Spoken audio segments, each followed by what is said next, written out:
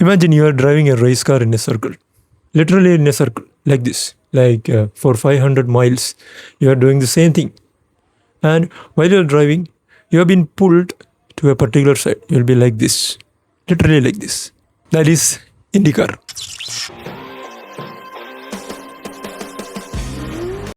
So ഞാൻ formula 1 content make ചെയ്യാൻ തുടങ്ങിയ സമയം തൊട്ട് എന്നോട് കൂട്ടുകാർ ചോദിക്കാറുണ്ട്, എന്താണ് ഫോർമുല 1? ഫോർമുല അവർ കളിയാക്കി ചോദിക്കുന്ന പോലെ എന്താണ് ഫോർമുല 1? കുറേ ഡ്രൈവേഴ്സ് കുറേ കാറിൽ ഇരുന്നിട്ട് അവരൊരു സർക്കിളിൽ ഇങ്ങനെ ഓടിച്ചുകൊണ്ടേയിരിക്കുന്നു. It doesn't make any sense അല്ലേ? ഒരു പ്രീ ഡിഫൈൻഡ് ആയിട്ടുള്ള ഒരു സർക്യൂട്ടിൽ അവരിങ്ങനെ they are going in a circle. അപ്പം ഞാൻ പറഞ്ഞു ഫോർമുല 1 അങ്ങനെയല്ല. They have a course, they have a different kind of circuits, different circuits in different layouts, different street circuits, different race courses like Imola, Bud circuit or etc etc like that of circuits, right? ഇപ്പോൾ formula 1 അറിയാലോ എന്ന് പറഞ്ഞാൽ വേൾഡിലെ ഏറ്റവും കൂടുതൽ fans ഉള്ള ഏറ്റവും കൂടുതൽ ആളുകൾ കാണുന്ന ഒരു മോട്ടോർ സ്പോർട്സ് ഇവൻ്റാണ് ഫോർമുല 1 എന്ന് പറയുന്നത്. Michael Schumacher, Ayrton Senna, Alain Prost, Lewis Hamilton, Charles Leclerc, Max Verstappen പോലെയുള്ള ലെജൻസ് പങ്കെടുക്കുന്ന ഒരു ലീഗാണ് ഫോർമുല 1. അപ്പോൾ ഇതെല്ലാം വരുന്നത് FIAയുടെ അണ്ടറിലാണ്. അതുമാത്രമല്ല ഫോർമുല 1 എന്ന് പറയുന്നത് ഒരു ബ്രിട്ടീഷ് സ്പോർട്ടാണ്.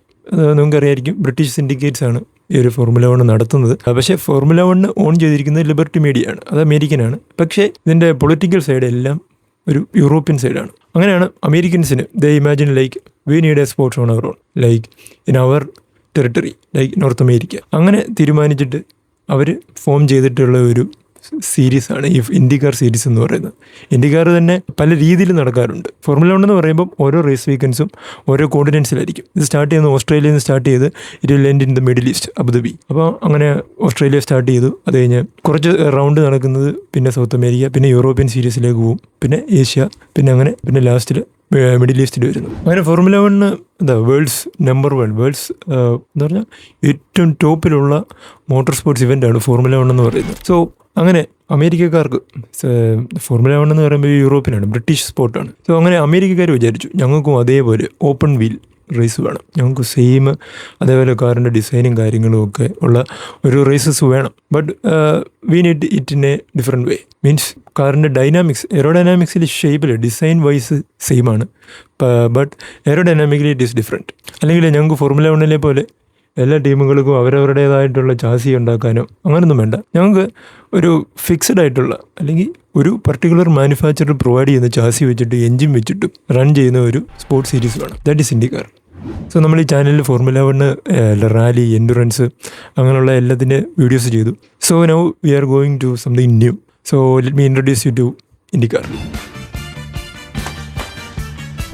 സോ ഫോർമുല 1 അവരുടെ ഒരു മെയിൻ സ്പെക്ക് എന്തെന്ന് വെച്ച് കഴിഞ്ഞാൽ ഫോർമുല 1 നടത്തുന്ന FIAയുടെ മെയിൻ അതിൻ്റെ ഒരു മാനർ എങ്ങനെയാണെന്ന് വെച്ച് കഴിഞ്ഞാൽ 11 ടീംസ് ഉണ്ട്. ഈ വർഷം തൊട്ട് 11 ടീംസ് ഉണ്ട്. 11 ടീംസിനും അവരുടെ തന്നെ ചാസി എഞ്ചിനും മാനുഫാക്ചർ ചെയ്യാനുള്ള റൈറ്റ്സ് ഉണ്ട്. അപ്പം മെയിനായിട്ട് ഫോർമുല 1 4 പവർ യൂണിറ്റ് മാനുഫാക്ചറേഴ്സാണ്. അതായത് ഇപ്പോൾ മെഴ്സിഡസ് ഉണ്ട്, ഫെറാറി ഉണ്ട്, ഇപ്പോൾ റെഡ് ബുൾ പവർ ട്രെയിൻസ് ഉണ്ട്, ഇപ്പോൾ ഓഡിയോ ഉണ്ട്. അപ്പോൾ ഇവരാണ് പവർ യൂണിറ്റ് മാനുഫാക്ചറേഴ്സ്. പിന്നെ എല്ലാ ടീമുകൾക്കും 11 ടീമുകൾക്കും അവരുടേതായിട്ടുള്ള ചാസി ബിൽഡ് ചെയ്യാനുള്ള റൈറ്റ്സും ഉണ്ട്.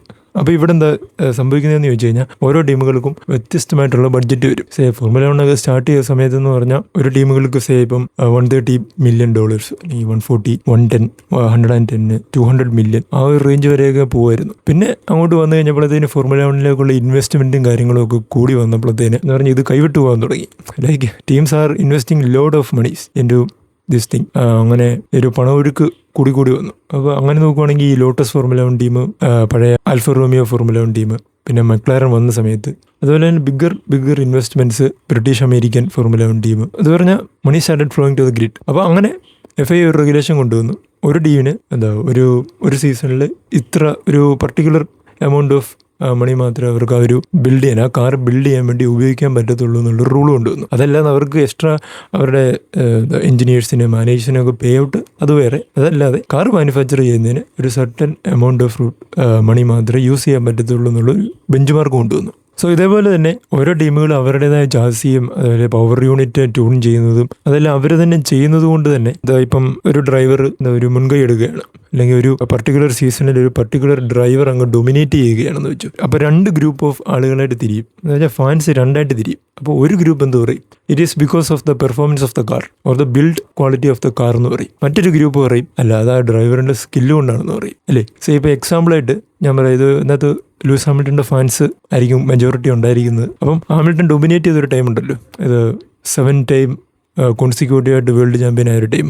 മെഴ്സിഡസ് 7 ടൈം കൺസ്ട്രക്ടേഴ്സ് ചാമ്പ്യൻഷിപ്പ് അടിച്ച ടീം. ആ സമയത്ത് എന്താ സംഭവിക്കുന്നത്, മെഴ്സിഡസ് തന്നെയാണ് 7 വർഷവും ഡൊമിനേറ്റ് ചെയ്തത്. അവരെ നമുക്ക് കുറ്റം പറയാൻ പറ്റത്തില്ല, കാരണം best managing team in the grid ആണ് ഇപ്പോഴും മെഴ്സിഡസിൻ്റെ മാനേജിങ് ടീമാണ് ഇപ്പോഴും ബെസ്റ്റ്. അതുപോലെ തന്നെ അവർക്ക് അവരുടെ തന്നെ മെഴ്സിഡസിൻ്റെ തന്നെ പവർ യൂണിറ്റ്, മെഴ്സിഡസിൻ്റെ തന്നെ ഗിയർ ബോക്സ്, ചാസി എല്ലാം അവരുടെ മാനേജിങ് ടീമിനാണെങ്കിലും അത്രയും ബെസ്റ്റാണ്. സോ അവർ തന്നെ ഇങ്ങനെ ഡൊമിനേറ്റ് ചെയ്തു വന്നു. അപ്പം എന്താ മെഴ്സിഡസ് ഡൊമിനേറ്റ് ചെയ്യുമ്പോഴും അവിടെ 2 ഗ്രൂപ്പ് ഓഫ് ആൾക്കാരുണ്ട്. ഒരാൾ പറയും അത് മെഴ്സിഡസിൻ്റെ ബിൽഡ് കൊണ്ടാണ്, മെഴ്സിഡസിൻ്റെ എൻജിൻ അങ്ങനെയാണ്, മെഴ്സിഡസ് എന്ന് പറഞ്ഞ വലിയൊരു ഓട്ടോമോട്ടീവ് എംപയറാണ്, അവരുടെ ഒരു കരുത്ത് കൊണ്ടാണ്, അല്ലെ അവരുടെ ഒരു ക്വാളിറ്റി കൊണ്ടാണ് മെഴ്സിഡസ് ഇത്രയും വർഷം ഡോമിനേറ്റ് ചെയ്തെന്ന് പറയും. മറ്റൊരു ഗ്രൂപ്പ് പറയും എന്ത് പറയും, അല്ല അത് ലൂയിസ് ഹാമിൽട്ടൻ്റെ കഴിവ് കൊണ്ടാണ്, ലൂയിസ് ഹാമിൽട്ടൻ്റെ തോളിലാണ് മെഴ്സിഡസ് ഇത്രയും നാൾ വന്നതെന്ന് പറയും, അല്ലേ? പക്ഷേ നിങ്ങൾ ഇങ്ങനെ ഒന്ന് ചിന്തിച്ചേ, ഒരു മോട്ടോർ സ്പോർട്സ് സീരീസ് അത് നടക്കുമ്പം ആർക്കും ഇങ്ങനെ പറയാൻ പറ്റത്തില്ല അത് ആ ഒരു ടീമിൻ്റെ ആ ഒരു മാനുഫാക്ചറിങ് കമ്പനിയുടെ മികവ് കൊണ്ടാണ് ആ ഒരു ഡ്രൈവർ ചാമ്പ്യൻ ആയത്, അല്ലെങ്കിൽ ആ ഒരു ടീം കൺസ്ട്രക്ടേഴ്സ് ആയത് എന്ന് പറയാൻ പറ്റത്തില്ല. അങ്ങനെ ഒരു സീരീസാണ് ഇൻഡിക്കാർ എന്ന് പറയുന്നത്. ഇൻഡിക്കാറിൽ കൺസ്ട്രക്ടേഴ്സ് ചാമ്പ്യൻഷിപ്പ് ഇല്ല, ഡ്രൈവേഴ്സ് ചാമ്പ്യൻഷിപ്പ് മാത്രമേ ഉള്ളൂ. കാരണം എന്താണെന്ന് വെച്ച് കഴിഞ്ഞാൽ ഇൻഡിക്കാറിൽ മെയിനായിട്ട് 2 മാനുഫാക്ചറേഴ്സാണ് ടീമുകൾക്ക് എഞ്ചിൻ കൊടുക്കുന്നത്. ഒന്നുകിൽ ഷെവി, അതായത് ഷെവർലെറ്റ്, പിന്നുള്ളത് ഹോണ്ട. അപ്പോൾ ഇവർ 2 പേരുമാണ് ഇൻഡിക്കാറിൽ ടീമുകൾക്ക് എഞ്ചിൻ കൊടുക്കുന്നത്.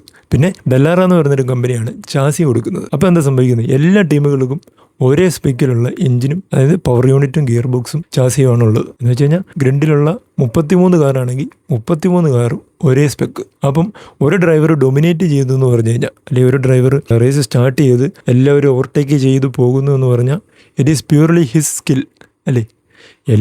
എല്ലാ ഗ്രിഡിലുള്ള എല്ലാ കാറുകളും ഒരേ സ്പെക്കാണ്, ഒരേ ബിൽഡാണ്. അങ്ങനെയാണെങ്കിൽ ആ ഒരു ഡ്രൈവർ നല്ലതായിട്ട് പെർഫോം ചെയ്യുന്നുണ്ടെങ്കിൽ അത് അയാളുടെ സ്കില്ല് മാത്രമാണ്. അപ്പോൾ അതാണ് ഇൻഡിക്കാറും ഫോർമുല 1 തമ്മിലുള്ള മെയിനായിട്ടുള്ളൊരു വ്യത്യാസം. സോ ഇൻഡിക്കാറിൽ ടീംസിന് യൂസ് ചെയ്യുന്ന എഞ്ചിൻസ് എന്ന് പറയുന്നത് 2.2 litre V6 twin turbo charged engines ആണ് ഉപയോഗിക്കുന്നത്. 550 to 700 ഹോഴ്സ് പവേഴ്സ് ആണ് ആ ഒരു എഞ്ചിൻസ് പ്രൊവൈഡ് ചെയ്യുന്നത്. പിന്നെ വേറൊരു കാര്യം എന്ന് വെച്ച് കഴിഞ്ഞാൽ, ഞാൻ പറഞ്ഞല്ലോ ഇൻഡിക്കാറിൽ എല്ലാ ടീമുകൾക്കും എഞ്ചിൻ കൊടുക്കുന്നത് ഹോണ്ടയും ഷെവർലെറ്റും ആണ്. അപ്പം ഇവിടെ വേറൊരു കാര്യമുണ്ട്. ഇപ്പം ഓരോ ട്രാക്കിനനുസരിച്ചിട്ട് ഇവർക്ക് ഈ ടെർബോ ചാർജേഴ്സിൻ്റെ പ്രഷർ ചേഞ്ച് ചെയ്യാൻ പറ്റും.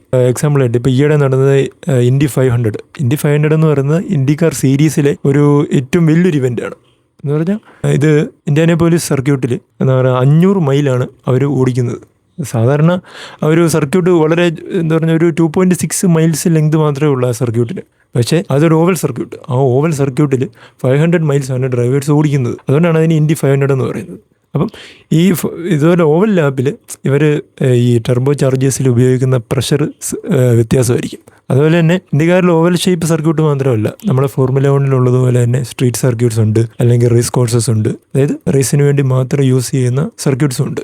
അപ്പം ഓരോ സർക്യൂട്ട്സ് അനുസരിച്ചിട്ട് ഇതിൻ്റെ ടർബോ ചാർജേഴ്സിൻ്റെ പ്രഷർ ചേഞ്ച് ചെയ്തുകൊണ്ടിരിക്കും. അപ്പം ഒരു പർട്ടിക്കുലർ ഡ്രൈവർ ഒരു പർട്ടിക്കുലർ റേസിൽ ഡൊമിനേറ്റ് ചെയ്യുമെന്ന് പറയുമ്പോൾ അവിടെ ടീമുകൾക്കുള്ള ഇൻപുട്ട് എന്ന് പറയുന്നത് ഈ ഒരു ടർബോ ചാർജേഴ്സിൻ്റെ പ്രഷർ മെയിൻറ്റെയിൻ ചെയ്യുന്നതിലായിരിക്കും. അങ്ങനെ ഒരു ടീമിന് അവിടെ ഒരു ഇൻപുട്ട് വരും. അതായത് ഇപ്പം എക്സാമ്പിളായിട്ട് ഇപ്പം കഴിഞ്ഞ ഇടയിൽ ജപ്പാനിൽ തോന്നുന്നു ഫെറാറി മറ്റേ മൈക്രീന വിങ്സ് കൊണ്ടുവന്നില്ലേ എന്ന് പറഞ്ഞാൽ ഓരോ അപ്ഡേറ്റ്സ് ഇവിടെ ഫോർമുല 1 ടീമുകൾ വാസ്റ്റായിട്ട് പറഞ്ഞാൽ ഒത്തിരി ചേഞ്ചസ് കൊണ്ടുവരുന്ന ഒരു ഇതാണ് ഫോർമുല 1. അത് എയറോഡൈനാമിക്കലി ചേഞ്ച് കൊണ്ടുവരും, പവർ യൂണിറ്റിൻ്റെ കേസിൽ ചേഞ്ച് കൊണ്ടുവരും, ചാസിയുടെ കേസിൽ ചേഞ്ച് കൊണ്ടുവരും. അവർക്ക് ഓരോ റേസിനനുസരിച്ചിട്ട് ചേഞ്ച് കൊണ്ടുവന്നുകൊണ്ടേയിരിക്കാം. പ്രത്യേകിച്ച് ഇപ്പം പുതിയ റെഗുലേഷൻ ചേഞ്ച് ചെയ്തുകൊണ്ട് they have the right to do more updates in a season. അപ്പോൾ ഇൻഡിക്കാറിൽ ഇവർക്ക് ഓരോ ട്രാക്കിനനുസരിച്ചിട്ട് ടർബോ ചാർജേഴ്സിൻ്റെ പ്രഷർ ചേഞ്ച് ചെയ്തുകൊണ്ടിരിക്കുക. പിന്നെ ഇൻഡിക്കാറിലെ ഏറ്റവും വലിയൊരു പ്രത്യേകത എന്താണെന്ന് വെച്ച് കഴിഞ്ഞാൽ, ഇൻഡിക്കാറിൽ ഒരു കാറിലും പവർ സ്റ്റിയറിംഗ് യൂസ് ചെയ്യുന്നില്ല എന്നുള്ളതാണ്. അപ്പോൾ അത് കേട്ടപ്പം I was shocked.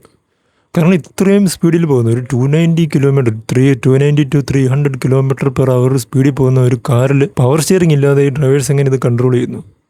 It's quite incredible. അതുപോലെ തന്നെ നമുക്കറിയാലോ ഫോർമുല 1 ഡ്രൈവറിൻ്റെ ഫിസിക്കൽ എബിലിറ്റി, അവരുടെ ട്രെയിനിങ്ങും കാര്യങ്ങളൊക്കെ യൂട്യൂബിലൊക്കെ അവൈലബിൾ ആണ്. They are like the most physically fit athletes. അപ്പോൾ അവരെക്കാളും ഫിസിക്കലി ഡിമാൻഡിങ് ആയിട്ടുള്ള ഒരു സ്പോർട്ടാണ് ഇൻഡിക്കാർ എന്ന് പറയുന്നത്. എസ്പെഷ്യലി ഈ സ്ട്രീറ്റ് സർക്യൂട്ട് അല്ലെ ഈ സ്ട്രീറ്റ് കോഴ്സസിൽ പെട്ടെന്ന് ഈ ഹെയർ പിൻ ടേൺസ് ഒക്കെ വരുന്ന ടേൺസ് ഉണ്ട് ഫോർമുല 1 തന്നെ. അവിടെയൊക്കെ ഒരു ഫോർമുല 1 കാർ ഓടിക്കുന്നതിലും കൂടുതൽ ജി ഫോഴ്സും കാര്യങ്ങളൊക്കെ ഇൻഡിക്കാറിൽ വരുന്നുണ്ട്.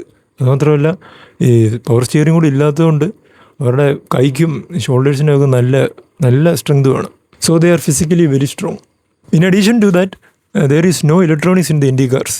എന്ന് വെച്ച് കഴിഞ്ഞാൽ അതിനകത്ത് ഈ പവർ ഷെയറിംഗ് ഇല്ല. അതേപോലെ തന്നെ ഈ നമുക്ക് ABS അല്ലെങ്കിൽ ട്രാക്ഷൻ കൺട്രോളോ അങ്ങനെയുള്ള ഒരു പരിപാടിയില്ല.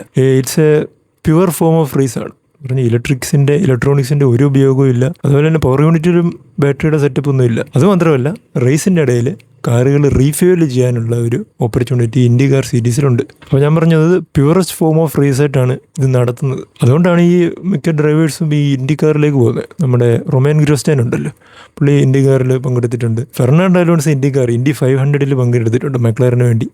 കുറച്ചാൾ മുമ്പ് 2017 കണ്ടായിരുന്നു. അത് ഒരു സർപ്രൈസിങ് ആയിരുന്നു, എനിക്കറിയത്തില്ലായിരുന്നത്. പിന്നെ വേറെ കുറേ ഫോർമുല ഇയിലും അതുപോലെ എൻഡുറൻസിലൊക്കെ പങ്കെടുത്തിട്ടുള്ള ഡ്രൈവേഴ്സ് ഇൻഡിക്കാറിൽ പങ്കെടുക്കുന്നുണ്ട്. അതുപോലെ തന്നെ മൈക്കിൾ ഷൂമാക്കറിൻ്റെ മോൻ ഇൻഡിക്കാറിൽ പങ്കെടുക്കുന്നുണ്ട്. So it's getting pretty famous. അതുമാത്രമല്ല ഈ ഫോർമുല 1 ഈ പെട്ടെന്ന് ഈ ക്വിക്ക് ഷിഫ്റ്റ് പവർ യൂണിറ്റ് സ്പ്ലിറ്റൊക്കെ ചെയ്തപ്പോഴത്തേന് ഫോർമുല 1 പഴയ ഒരു കാണികളുടെ അതായത് ഫാൻസിൻ്റെ എണ്ണമൊക്കെ കുറഞ്ഞിട്ടുണ്ട്. ഇപ്പം ഇൻഡിക്കാർ പോപ്പുലറായിട്ട് വരുന്നുമുണ്ട്. So it's good. പിന്നെ ഞാൻ ഈ റീഫ്യൂലിങ്ങിൻ്റെ കാര്യം പറഞ്ഞല്ലോ. അപ്പോൾ ഞാൻ ആദ്യമേ പറഞ്ഞു എല്ലാ ടീമുകളും ഒരേ എൻജിനും ഒരേ ഗിയർ ബോക്സും ചാസിയും എല്ലാം സെയിം ആണ് എല്ലാ കാർസ് യൂസ് ചെയ്യുന്നത്. അപ്പം ടീമുകൾക്ക് അല്ലെങ്കിൽ ടീമിൻ്റെ എൻജിനീയേഴ്സിന് അല്ലെങ്കിൽ സ്ട്രാറ്റജിസ്റ്റിന് അവർക്ക് ഉപയോഗിക്കാൻ പറ്റുന്ന സ്ട്രാറ്റജീസ് എന്ന് പറയുന്നത് ഫ്യൂവൽ സ്ട്രാറ്റജിയാണ്. ഫ്യൂവൽ കൺസർവേഷൻ സ്ട്രാറ്റജി അല്ലെങ്കിൽ ടയർ ഡീഗ്രഡേഷൻ സ്ട്രാറ്റജി. ഇതൊക്കെ യൂസ് ചെയ്തിട്ടാണ് ഇവർ മറ്റ് ടീമുകളെക്കാളും ഡൊമിനേറ്റ് ചെയ്യാൻ വേണ്ടി ട്രൈ ചെയ്യുന്നത്. പിന്നെ ഞാൻ ഈ ഇൻഡിക്കാറിനെ കുറിച്ചുള്ള വീഡിയോ കുറച്ചുകൂടെ നേരത്തെ ചെയ്യണമെന്നൊക്കെ പ്ലാൻ ചെയ്ത് വെച്ചിരുന്നതാണ്. പക്ഷേ അത് നടന്നില്ല. കഴിഞ്ഞ ഇടയിലാണല്ലോ ഇൻഡി 500 നടന്നത്. അത് കഴിഞ്ഞ് 2 ആഴ്ച മുമ്പായിരുന്നു ഇൻഡി 500 നടന്നത്. ആ ഒരു സമയത്ത് ചെയ്യണമെന്ന് വിചാരിച്ചതാണ്, പക്ഷെ പറ്റിയില്ല. ഇപ്പോഴാണ് അതിനൊരു ടൈം കിട്ടിയത്. അങ്ങനെ ഞാൻ കുറച്ച് നാളുകൾക്ക് ശേഷം ഇൻഡി 500 കണ്ടു. കഴിഞ്ഞ വർഷത്തെ ഇൻഡി 500 ഞാൻ കണ്ടായിരുന്നു, അതിന് മുമ്പലത്തെ കണ്ടില്ല. അപ്പം Indy 500 is actually really exciting. എന്ന് വെച്ച് കഴിഞ്ഞാൽ അത് പറയുന്ന പോലെ it's a pure form of racing ആണ്. അവർ ഓവലിലാണ് പോകുന്നതെന്നുണ്ടെങ്കിലും ഇറ്റ് ഈസ് റിയലി എക്സൈറ്റിംഗ്. പിന്നെ ഇൻഡിക്കാർ റേസിംഗിലെ ക്വാളിഫയിങ്ങിൽ കുറച്ച് ചേഞ്ചസ് ഉണ്ട്. ഫോർമുല 1 കുറച്ച് ചേഞ്ചസ് ഉണ്ട്. So the qualifiers in IndyCar series is quite interesting. It's called the multi-round knockout system. So ആദ്യം ഇവരെന്താ ചെയ്യുന്നതെന്ന് ചോദിച്ചു കഴിഞ്ഞാൽ ഡ്രൈവേഴ്സിനെ ഗ്രൂപ്പ്സ് ആയിട്ട് ഡിവൈഡ് ചെയ്യും.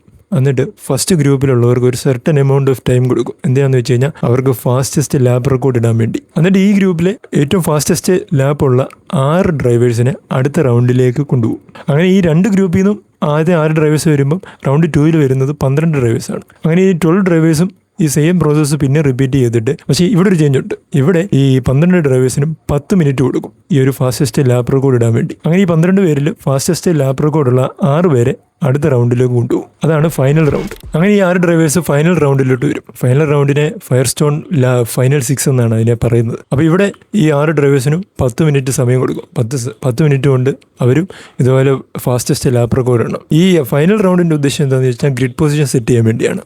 എന്നുവെച്ചാൽ ഫസ്റ്റ് 3 പോൾ പൊസിഷൻ സെറ്റ് ചെയ്യാൻ, P2 P3 അങ്ങനെ പൊസിഷൻ സെറ്റ് ചെയ്യാൻ വേണ്ടിയുള്ള റൗണ്ടാണ് ലാസ്റ്റ് റൗണ്ട്. പിന്നെ ഇതിലൊരു ടിസ്റ്റ് ഉണ്ട്. ഇപ്പം പറഞ്ഞ ഈ ക്വാളിഫയിങ് രീതി ഇത് ഈ സ്ട്രീറ്റ് കോഴ്സസിൽ അല്ലെങ്കിൽ റേസ് കോഴ്സസിൽ മാത്രം, അവിടെ നടക്കുന്ന റേസസിൽ മാത്രം യൂസ് ചെയ്യുന്ന ഒരു ക്വാളിഫയിങ് രീതിയാണ്. ഇതല്ലാതെ ഇൻഡി 500-ലും അതുപോലെ മറ്റ് ഓവൽ റേസസിലും വേറെ രീതിയിലുള്ള ക്വാളിഫയിങ് ആണ്. അപ്പം മറ്റ് ഓവൽ റേസസ് ഏതൊക്കെയെന്ന് ചോദിച്ചു കഴിഞ്ഞാൽ നാഷ്വിൽ സൂപ്പർ സ്പീഡ് വേ അല്ലെങ്കിൽ ലോസ് സ്പീഡ് വേ. അപ്പോൾ ഇവിടെയൊക്കെ വേറെ ടൈപ്പ് ഓഫ് ക്വാളിഫയിങ് രീതിയാണ്. പക്ഷേ ഇവിടെ ഒരു ടിസ്റ്റ് ഉണ്ട്. ഈ ഇൻഡി 500 ഉണ്ടല്ലോ, ഇൻഡ്യാനാപോളിസിൽ നടക്കുന്നത്, അവിടെ നടക്കുന്ന ക്വാളിഫയിങ് ഇതിലും വ്യത്യസ്തമാണ്. It's so tricky. അപ്പോൾ ഇൻഡി 500 ഒഴിച്ചുള്ള ബാക്കിയുള്ള ഓവൽ റേസസിലെ ക്വാളിഫയിങ് രീതി എങ്ങനെയാണെന്ന് ചോദിച്ചു കഴിഞ്ഞാൽ ഇവിടെ ഓരോ ടീമുകളിലെ കാറുകൾക്കും എൻട്രാൻ പോയിന്റ് എന്ന് പറയുന്നൊരു സംഭവമുണ്ട്. എന്താണെന്ന് വെച്ച് കഴിഞ്ഞാൽ ഇവിടെ ഇൻഡിക്കാറിൽ ഡ്രൈവേഴ്സിന് മാത്രമല്ല പോയിന്റ്സ് കിട്ടുന്നത്, ആ ഒരു കാറിൻ്റെ ചാസിക്കും അതിൻ്റെ പവർ യൂണിറ്റിനും പോയിന്റ്സ് കിട്ടും. അതിനെയാണ് ഈ എൻട്രാൻഡ് പോയിന്റ് എന്ന് പറയുന്നത്. അപ്പോൾ ഈ മറ്റ് ഓവൽ റേസസിലെ ക്വാളിഫയിങ്ങിൽ എങ്ങനെയാണ് ചെയ്യുന്നതെന്ന് ചോദിച്ചു കഴിഞ്ഞാൽ, സപ്പോസ് ഇപ്പോൾ ഒരു ടീമിൻ്റെ എൻട്രാൻ പോയിന്റ് ഒരു 10 വിചാരിച്ചു. അപ്പം ഇവരെന്താ ചെയ്യുന്നതെന്ന് വെച്ച് കഴിഞ്ഞാൽ ക്വാളിഫയിങ്ങിൽ ഓരോ ടീമുകളും 1 at a ടൈമാണ് പോകുന്നത്. അപ്പോൾ ഇവരെന്താ ചെയ്യുന്നതെന്ന് ചോദിച്ചു കഴിഞ്ഞാൽ എൻട്രാൻ പോയിന്റിനെ റിവേഴ്സ് ചെയ്യും.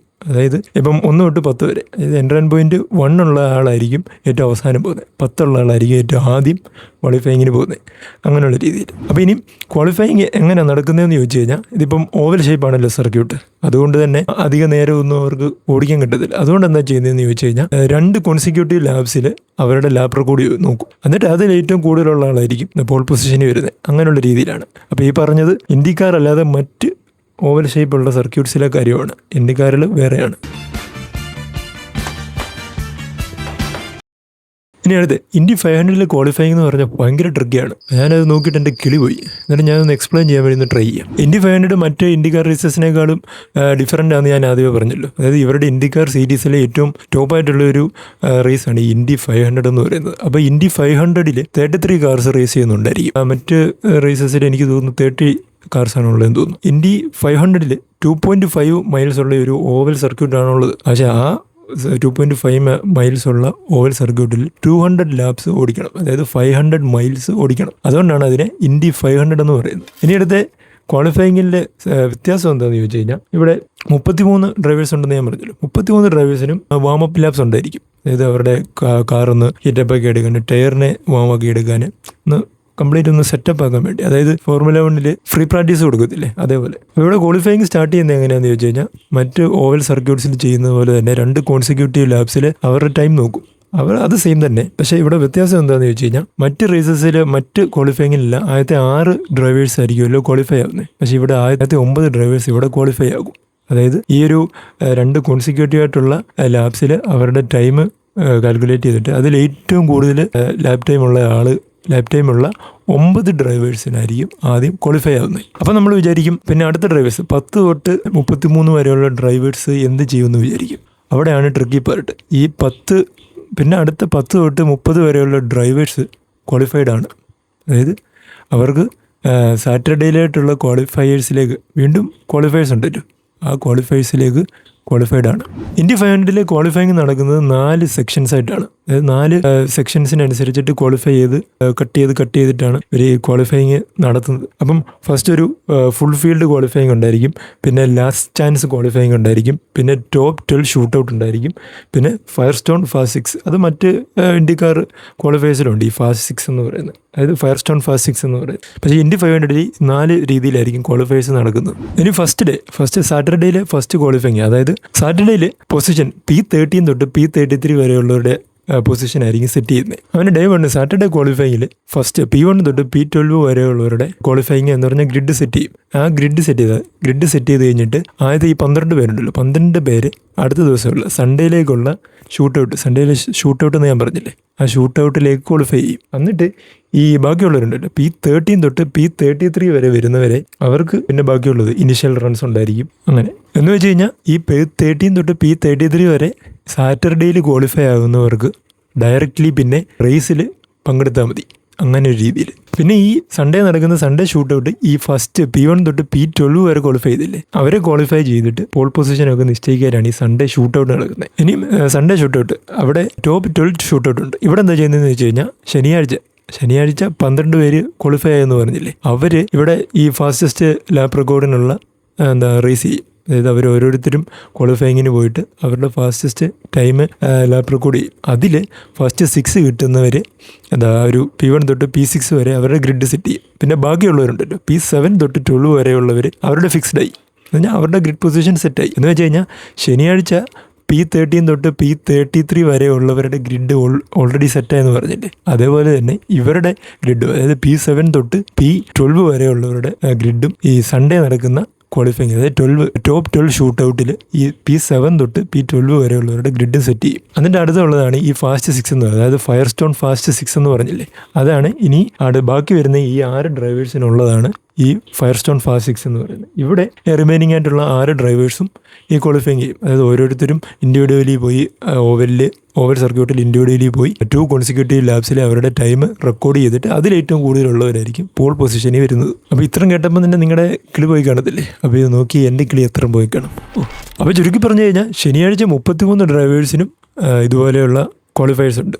ആ ക്വാളിഫയേഴ്സിൽ വാമപ്പ് ലാപ്സും ക്വാളിഫയേഴ്സിലും ഉണ്ട്. അപ്പോൾ ഈ ക്വാളിഫയേഴ്സിൽ ആദ്യം വരുന്ന 12 പേര് മാത്രമേ ഞായറാഴ്ച നടക്കുന്ന ഷൂട്ട് ഔട്ടിലേക്ക് പോകത്തുള്ളൂ. പിന്നെ അവിടെ ശനിയാഴ്ച നടന്ന ക്വാളിഫയിങ്ങിൽ P13 തൊട്ട് 33 വരെ ഉള്ളവരെ അവരുടെ ഗ്രിഡ് ഓൾറെഡി സെറ്റായി എന്ന് പറഞ്ഞാൽ റേസിനുള്ള ഗ്രിഡ് അവരുടെ സെറ്റായി. ഇനി ബാക്കിയുള്ള ക്വാളിഫയിങ് നടക്കുന്നത് ഈ 12 പേരുടെയാണ്. അതാണ് ഞായറാഴ്ച നടക്കുന്നത്. അപ്പം 12 പേരുടെ ക്വാളിഫയിങ് ഞായറാഴ്ച നടത്തും. ഞായറാഴ്ച ഈ സെയിം പ്രൊസീജിയർ വീണ്ടും ചെയ്യും. അപ്പം ആദ്യത്തെ 6 സ്ഥാനക്കാരൊഴിച്ച് P7 തൊട്ട് P12 വരെയുള്ളവരുടെ ഗ്രിഡ് സെറ്റാവും. ശനിയാഴ്ച സെറ്റാവും, അല്ല ഞായറാഴ്ച സെറ്റാവും. അത് കഴിഞ്ഞ് വീണ്ടും ഈ ഫൈനൽ 6 എന്ന് പറഞ്ഞില്ല, ഫൈനൽ 6 നടക്കുന്നത് ഈ അവസാന 6 പേർക്ക് വേണ്ടിയുള്ളതാണ്. അങ്ങനെയാണ് ഇതിൻ്റെ ഒരു പരിപാടി. ഇതൊക്കെ വെച്ച് നോക്കുമ്പോൾ ഫോർമുല 1 എന്ത് ബെറ്റർ ആയിരുന്നു. ഫോർമുല 1 എന്താ ശനിയാഴ്ച ക്വാളിഫയിങ് നടത്തുക എന്ന് പറഞ്ഞു കഴിഞ്ഞാൽ അങ്ങോട്ട് ഇറങ്ങും, ഒരു ടൈം കൊടുക്കും, ഒരു 1.5 മണിക്കൂർ ടൈം കൊടുക്കും. ആ ടൈമിൽ ഏറ്റവും കൂടുതൽ ലാപ്പ് റെക്കോർഡ് ഇടുന്നവരായിരിക്കും പോൾ പൊസിഷനിൽ വരുന്നത്. Simple as that. So that's it about ഇൻഡിക്കാർ. ഇത്തരം കാര്യങ്ങളാണ് ഞാൻ നോക്കിയപ്പോൾ എനിക്ക് മനസ്സിലായ കുറച്ച് കാര്യങ്ങൾ. അപ്പോൾ നിങ്ങൾക്ക് ആരെങ്കിലും ഇൻഡിക്കാർ കാണുന്നുണ്ടെങ്കിൽ നിങ്ങൾക്ക് അറിയാവുന്ന കാര്യങ്ങളൊക്കെ ഒന്ന് കമൻറ്റ് ചെയ്യുക, അല്ലെങ്കിൽ മെസ്സേജ് ചെയ്യുക. പക്ഷേ ഇത്രയൊക്കെ കോംപ്ലിക്കേഷൻ ഉണ്ടെങ്കിൽ ഇൻഡിക്കാർ റേസസ് കാണാൻ ഭയങ്കര ഫണ്ണാണ് കേട്ടോ. ഫോർമുല 1 പോലെയല്ല. ഫോർമുല 1 ഈ വർഷം വന്നപ്പോൾ ഭയങ്കര ശോകമാണ്. ശ്രദ്ധിച്ചു കഴിഞ്ഞാൽ മനസ്സിലാവും. ബാറ്ററി കൂടെ വന്നപ്പോൾ ഇടയ്ക്ക് ഈ ബാറ്ററിയുടെ പവർ വരാത്ത സിറ്റുവേഷൻസ് ഒക്കെ ഉണ്ട്. മറ്റേ ക്ലോസിങ് സ്പീഡിൻ്റെ ഇഷ്യൂ, അതൊക്കെ ഭയങ്കര ഇഷ്യൂ ആണ്. മറ്റേ കുറേ പേര് ഇപ്പം ഇൻഡിക്കാറിലേക്ക് ഫോക്കസ് ചെയ്യുന്നുണ്ട്. ഞാൻ പറഞ്ഞില്ല, മറ്റേ വിൽ ബോക്സ്റ്റൺ ഇൻഡിക്കാറിൽ പോയി. ജേർണലിസ്റ്റ് ആയിരുന്നു ഫോർമുല 1 പുള്ളി ഇൻഡിക്കാറിൽ പോയി.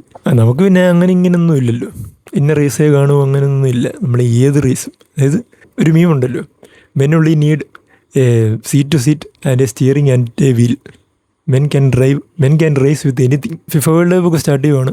നിങ്ങളുടെ ഫേവറേറ്റ് ടീം ഏതൊക്കെ ഒന്ന് കമൻറ്റ് ചെയ്യുക. പിന്നെ ഫിഫ വേൾഡ് കപ്പ് ഒക്കെ വരുന്നത് കൊണ്ട് ഈ ഫോർമുല 1 എന്താ വ്യൂവേഴ്സ് ഉണ്ടായിരിക്കുമോ എന്ന് എനിക്കൊരു ഡൗട്ടുണ്ട്. നിങ്ങളേതായാലും ഒന്ന് കമൻറ്റ് ചെയ്യണം കേട്ടോ.